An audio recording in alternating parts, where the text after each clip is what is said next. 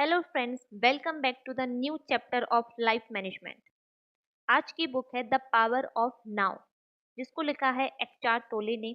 इस बुक को पढ़कर आपको अपने ब्रेन के पेनफुल थॉट्स को कंट्रोल करने में हेल्प मिलेगी। आप हमेशा एक खुशी के स्टेट में जीना सीख जाएंगे। इससे आपकी बॉडी एनर्जी से भरी रहेगी और आप बीमार भी कम पड़ेंगे। एक बुक इतना सब चेंज कर सकती है, क्या आपने कभी इमेजिन किया है?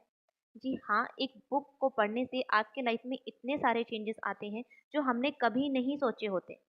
तो आज इस बुक को हम पढ़ने वाले हैं, जिसको डिवाइड किया गया है टोटल 10 चैप्टर्स में। इन 10 चैप्टर्स को हम एक एक करके समझते हैं।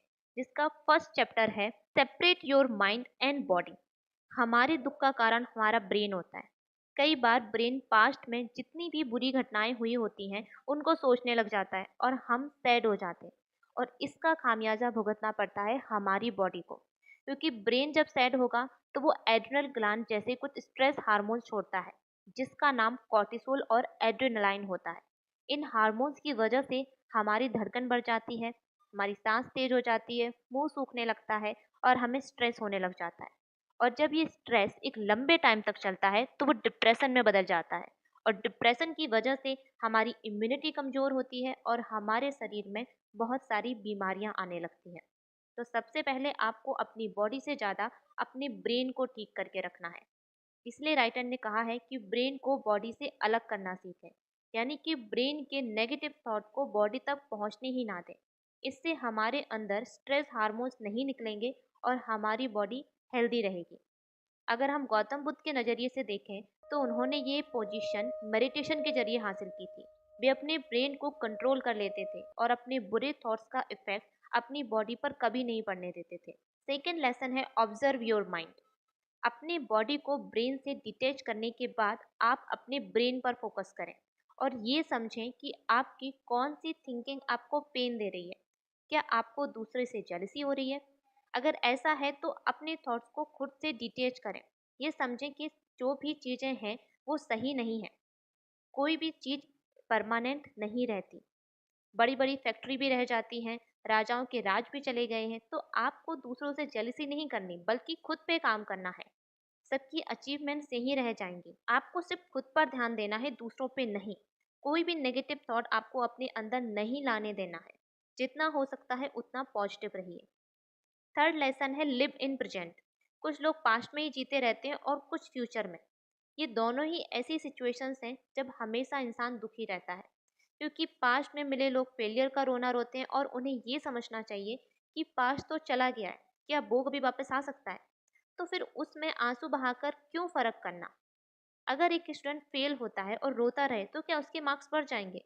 जब ऐसा नहीं होता है तो हमें दुखी क्यों होना है? हम क्यों अपनी बॉडी अपने माइंड पर एक बैड इफेक्ट डालें? इसी तरह कुछ लोग फ्यूचर की चिंता में डूबे होते हैं। स्टूडेंट्स ये चिंता कर रहे होते हैं कॉम्पिटिटिव एग्जाम है कैसे क्लियर करेंगे। जॉब वाली चिंता जी रहे होते हैं कि हम प्रमोशन कैसे लेंगे। हर कोई फ्यूचर की तरफ भाग रहा है। फ्यूचर के बारे में सोचना अच्छा है, लेकिन फ्यूचर का सोच कर स्ट्रेस लेना नहीं। आपको अपनी प्रेजेंट लाइफ में जीना है, क्योंकि जो कुछ आपको हासिल करना है वो इस प्रेजेंट में करना है। जब आप प्रेजेंट में मेहनत करेंगे तभी वो चीज़ फ्यूचर में आपके पास होगी। जो कुछ भी आपके पास आज है, सबसे पहले तो यूनिवर्स को आपको उसको थैंक यू बोलना है, यानी कि ग्रेटिट्यूड रखना है। जब आप ग्रेटिट्यूड रखते हैं तो आपका मन खुशी से भर जाता है और आपको लगता है कि आपके पास बहुत कुछ है। छोटी छोटी चीज़ों में खुशी ढूंढना है। कभी भी खुद को दूसरों से कंपेयर ही नहीं करना। आप चाहे छोटी से छोटी चीज़ आपके पास हो, आपको उसके लिए ग्रेटिट्यूड रखना है, क्योंकि उसमें आपके पेरेंट्स की मेहनत है। उन्होंने खुद से ज़्यादा वो चीज़ आपको ला कर दी है। तो हमें हर एक छोटी चीज़ के लिए ग्रेटिट्यूड रखना ही चाहिए। फोर्थ लेसन है एक्सेप्ट द ट्रेजिडीज। जरा सी मुसीबत आती है और हम ये सोचने लग जाते हैं, हे भगवान मेरे साथ ही ऐसा क्यों होता है? लेकिन ये एक नेगेटिव स्टेटमेंट है जो हम अपने माइंड को दे रहे हैं। आपको पता होगा सब कॉन्शियस माइंड को उसको अच्छा बुरा समझ में नहीं आता। जैसी स्टेटमेंट जैसी बातें आप अपने सबकॉन्शियस माइंड को बोलेंगे, वो उसको एक्सेप्ट करके वैसे ही काम करने लगता है। अगर आप नेगेटिव स्टेटमेंट दे रहे हैं तो वो उसी तरीके से काम करेगा। अगर आप ये बोल रहे हैं कि मेरे साथ ही ऐसा क्यों होता है, तो वैसा आपके साथ बार बार होगा। तो आपको ध्यान रखना है कि कोई भी नेगेटिव स्टेटमेंट ना तो मन में ना ही बोलकर अपने सबकॉन्शियस माइंड तक पहुंचानी है। कुछ भी ऐसा नहीं करना है जिससे आपका सबकॉन्शियस माइंड नेगेटिव तरीके से काम करने लगे। इसकी वजह से आप क्या करते हैं, आप अपनी प्रॉब्लम्स को और ज़्यादा अट्रैक्ट कर रहे होते हैं। इसलिए नेगेटिव थिंग ना सोचनी है, ना बोलनी है। इसलिए ऐसा माइंडसेट बनाना है कि डेली कुछ प्रॉब्लम्स आएंगे ही, लेकिन आप उनको सुलझाएंगे। आपको अपनी लाइफ में हर प्रॉब्लम को सॉल्यूशन लेकर आना है। जितना सॉल्व कर सकते हैं उतना कीजिए, और अगर सॉल्व नहीं भी होती है तो आपको पॉजिटिव अफर्मेशंस बोलनी है। दूसरों की हेल्प ले सकते हैं, इसके लिए हमेशा पहले से आपको दूसरों की हेल्प करनी भी होगी। आप बिना किसी की हेल्प लिए किसी की हेल्प नहीं ले सकते, क्योंकि जब हम किसी की हेल्प करेंगे, किसी के लिए कुछ करेंगे, तभी दूसरा इंसान हमारे लिए करेगा। कोई ट्रेजेडी आने पर आपको दुखी नहीं होना है, उसको एक्सेप्ट करना है, खुद को संभालना है और आगे बढ़ने की कोशिश करनी है। इसके बाद फिफ्थ लेसन है बी इन अलर्ट स्टेट। अच्छे दिन आने पर लोग बहुत ज़्यादा खुश हो जाते हैं और अपनी लाइफ पर ज़्यादा ध्यान ही नहीं देते, लेकिन ज़िंदगी तो हर पल बदल सकती है। इसलिए आपको हमेशा अलर्ट मोड में रहना है। अगर आप कोई क्रिएटिव काम करना चाहते हैं, तब तो आपको हमेशा अलर्ट रहना होगा, क्योंकि क्रिएटिविटी हमारे थॉट से आती है और वो कहीं भी कभी भी आ सकती है। आप सब्जी खरीद रहे हो, कहीं ट्रैवलिंग पे गए हो, या किसी चीज़ को आपने देखा, आपकी क्रिएटिविटी कभी भी आपको साइन दे सकती है और आपको उन साइंस को नहीं छोड़ना है। आपको उनको नोट करना है, क्योंकि वो बहुत जल्दी गायब हो जाते हैं। इस तरह लाइफ में कोई ना कोई घटना, कोई सिचुएशन किसी दिन ज़रूर होगी। इसलिए ये मानकर निश्चिंत ना बैठ जाए कि मेरी लाइफ में तो सब कुछ अच्छा है। प्रॉब्लम्स के लिए भी रेडी रहें और खुशी के पलों के लिए भी। आपको अपने माइंड को पॉजिटिव अफर्मेशंस देनी है, लेकिन अपने माइंड को रेडी करके भी रखना है कि अगर कोई प्रॉब्लम आती है तो आप उसको सॉल्व करने के लिए तैयार हैं। सिक्स्थ लेसन है ईगो इज डिस्ट्रक्टिव। कुछ लोग जीवन में थोड़ी सी सक्सेस मिलते ही ईगो में आ जाते हैं। वे अपने सामने किसी को कुछ समझते ही नहीं, इसलिए उनका फॉल डाउन होना शुरू हो जाता है, क्योंकि ईगो वाला व्यक्ति सिर्फ और सिर्फ नेगेटिव वाइब्स देता है। लोग अंदर ही अंदर उससे नफरत कर रहे होते हैं और दूर होने लगते हैं। इंसान एक सोशल एनिमल है और सोसाइटी की नीड हम सबको पड़ती है। हम सोसाइटी से अलग होकर नहीं रह सकते। लेकिन अगर सोसाइटी के लोग ही आपको नापसंद करेंगे, तो मुसीबत आने पर भी वो आपकी हेल्प नहीं करेंगे। और नापसंद करने से ऐसे आदमी का एक टाइम पे स्ट्रेस लेवल बढ़ता जाता है, झगड़े बढ़ जाते हैं और डिप्रेशन की स्थिति आ जाती है, क्योंकि इसकी वजह से लोग अंदर ही अंदर परेशान रहते हैं और उनको बहुत सारी बीमारियां भी होने लगती हैं। इसलिए कभी भी ईगो में नहीं रहना है। सक्सेस मिलने पर भी आपको हम्बल रहना है। इससे किसी की नहीं तो बल्कि खुद की सेहत तो अच्छी रहेगी। सेवेंथ लेसन है feel the energy of universe. कई बार हम बोरिंग काम करते करते थक जाते हैं। घर आकर हमें डिस्को क्लब चलने को बोल दे तो हम पूरी एनर्जी से भर जाते हैं। इसका सीधा सा मतलब ये है कि हमारे अंदर एनर्जी का खजाना है, बस हमें उसे यूज करना नहीं आता। कुछ लोग लगातार 16 घंटे पढ़ने के बाद भी नहीं थकते, या कुछ प्लेयर्स देर तक प्रैक्टिस करने के बाद भी नहीं थकते। वे अनजाने में ही सही अपने अंदर उस एनर्जी के खजाने का यूज कर रहे होते हैं। हम सबके अंदर यूनिवर्स ने एनर्जी को भर रखा है, बस हमें उसको फील करना है। आंखें बंद करें और खुद से ये कहें कि you are the part of the universe, और जो भी एनर्जी यूनिवर्स ने आपको दी है वो आपके अंदर है।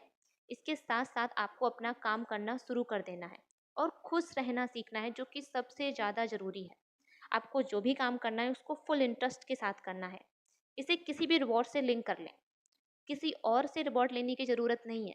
आप जब भी कोई काम पूरा करते हैं तो खुद को छोटा से रिवॉर्ड दें, जिससे आपका माइंड उस रिवॉर्ड के चक्कर में काम फुल एक्टिविटी के साथ करेगा।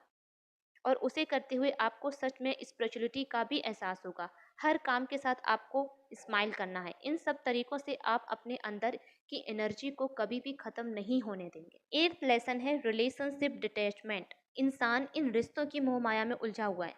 कोई अगर दूर जा रहा है तो हमेशा वो इन्हीं चीज़ों को लगा रहता है और अपनी सक्सेस की ओर नहीं बढ़ पाता। रिश्तों से ज़्यादा अटैचमेंट अच्छी नहीं होती, क्योंकि अटैचमेंट की वजह से हम किसी और काम पर फोकस नहीं कर पाते। आपको पता है गौतम बुद्ध के बारे में, अगर वो रिलेशनशिप्स में अटैचमेंट रखते तो वो कभी भी सत्य की खोज में नहीं निकल पाते और उन्हें कभी भी निर्वाण प्राप्त नहीं होता। आपको अपने रिलेशनशिप को टाइम देना है, अपने रिलेशनशिप को फुल टाइम दें, जिससे कि कभी भी कुछ भी प्रॉब्लम आने पर आप उनके साथ रहें। लेकिन एक डिटैचमेंट भी ज़रूरी है, क्योंकि जब आप डिटैचमेंट करेंगे तभी आप उन रिश्तों के लिए बेहतर तरीके से काम करके उनकी लाइफ को अच्छा बना पाएंगे। नेक्स्ट लेसन है डिटेच टू फाइंड पीस। बहुत से लोग मेटेरियलिस्टिक होते जा रहे हैं। जितनी भी फिजिकल हैप्पीनेस होती है हम उसमें अपनी खुशियाँ ढूंढ रहे होते हैं। बहुत सारा पैसा, अच्छे कपड़े, मोबाइल का लेटेस्ट वर्जन, महंगी गाड़ी। मेटेरियलिस्टिक चीज़ों से हम कुछ टाइम के लिए सिर्फ टेम्पररी रूप से हैप्पी रहते हैं। कई बार बहुत सारे लोग शेयर मार्केट में लॉस होने पर पागल हो जाते हैं क्योंकि वो पैसे से अटैच हुए होते हैं और अपनी लाइफ को पूरी तरीके से बर्बाद कर लेते हैं। ऐसे में उन्हें खुद को इन सब से डिटैच करना चाहिए। आपको किसी भी चीज़ से कभी भी पूरी तरीके से अटैचमेंट नहीं करनी है।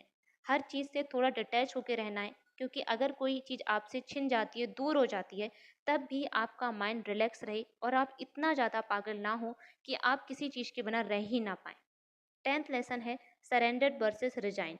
कुछ लोग जब फेल हो जाते हैं तो हार मान लेते हैं और वो इतना ज़्यादा उस चीज़ में पागल हो जाते हैं कि दोबारा खड़े होने की, कुछ बड़ा करने की कोशिश ही नहीं करते और डिप्रेशन में चले जाते हैं। और कुछ लोग इस डिप्रेशन को दूर करने के लिए शराब, सिगरेट शुरू कर देते हैं और अपनी बची कुची लाइफ को भी पूरी तरीके से बर्बाद कर देते हैं। लेकिन आप सबको पता है ना कि ये रवैया गलत है। गीता में साफ साफ लिखा है कि क्यों व्यर्थ चिंता करते हो, किससे व्यर्थ डरते हो। तुम्हारा क्या खोया जो तुम लाए थे, जो लिया यहीं से लिया, जो दिया यहीं दिया। आपको गीता की ये लाइन हमेशा याद रखनी है। इसलिए कभी भी हार नहीं मानना है, बल्कि खुद को यूनिवर्स को सरेंडर कर देना है।